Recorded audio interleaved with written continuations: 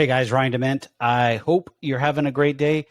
Today is an interesting topic. An article came out from Lending Club, and I'm going to go to the screen and then we'll share. Let me read the headline.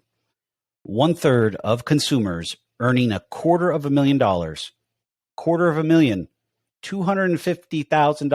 250,000, are living paycheck to paycheck. So let me share my screen. Let's get this going. So here it is, press release, and then they have all of the different wages, or incomes broken down. Less than 50K, 50 to 100, 100 to 150, 150 to 200, 200 to 250, and then 250 plus. So the gray and blue line are living paycheck to paycheck with difficulty, living paycheck to paycheck but comfortable, do not live paycheck to paycheck. So you can actually see under 50,000, you're roughly 89% of people are living paycheck to paycheck. Excuse me. 50 to 100K, you're looking at 63%. 100 to 150, you're looking at 46, call it, 47%, it's 46.9. 150 to 200 is 40, call it 41%. And 200 to 250, you're talking 36%.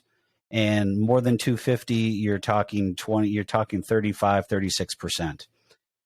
The thing that I wanted to get into was that in here, they're talking about paycheck to paycheck consumers fall into two categories, those who can pay their bills and those who cannot, which makes sense. But I don't understand, if you're living paycheck to paycheck, you can pay your bills, but it's a struggle.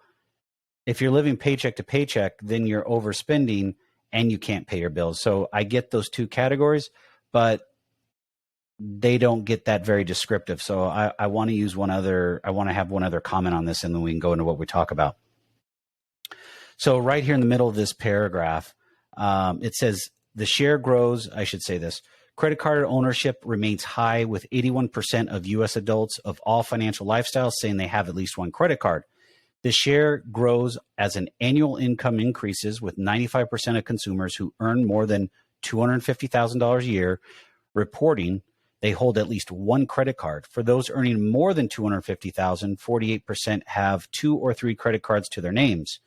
Payments research, who did the research, also finds that consumers who earn more than $250,000 a year are more likely to engage with credit cards and personal loans than consumers who earn less than $50,000. This is where I don't understand what they're talking about. And when I say don't understand, I think it's a typo, but I'm going to read it to you guys. Comment below, please.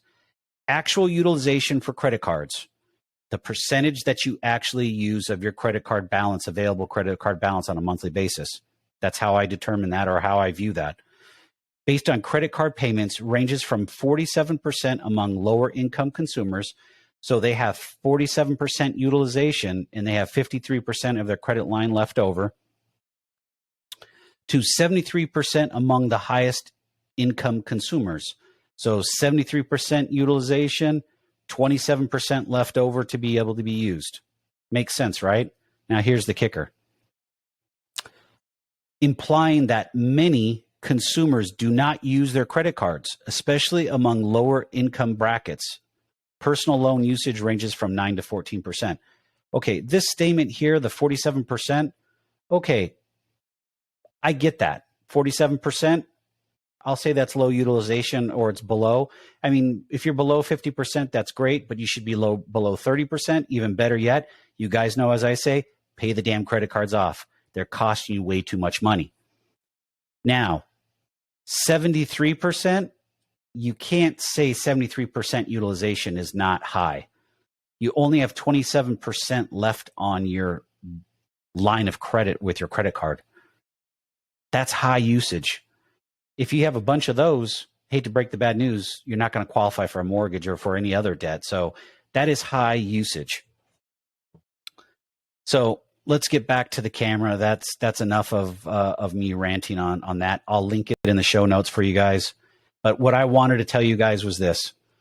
If you've been watching the channel for any length of time, I've put out over 100 videos just on this topic about credit and paying off your debt. And one of the biggest things that you've got to do during this time, especially since inflation is just robbing us blind, is pay off your credit cards. They're open-ended installment loans. I shouldn't say that. They're just open-ended credit lines. So what happens? The banks can raise your interest rate based upon your usage. Student loans, car loans, personal loans. Those are all close-ended. You can't borrow more against them. You have to refinance or pay them off to get more. The credit card, you just keep on revolving over and over. So where are the banks going to go first to increase their margins as the Fed raises their interest rates? Credit cards. And what's that going to do for us? It's going to put us even deeper in the hole because it's going to take us longer to pay off our credit cards if we continue to spend and chase the Joneses. So guys, what you get out of this video, I hope is just one thing. It's time to come to the table, live below your means, budget, and pay off your high interest rate credit cards. If you don't know where to start, reach out to me, the link in the bio. I'll be more than willing to help you out, guide you, get you in the place that you want to be, because ultimately financial freedom is what we all want, and there's no reason you need to continue to live to pay your creditors on a monthly basis and be stressed out about it. All right, guys, hope you have a good one. Talk to you soon. Stay safe, stay healthy. I'll see you guys on the other side.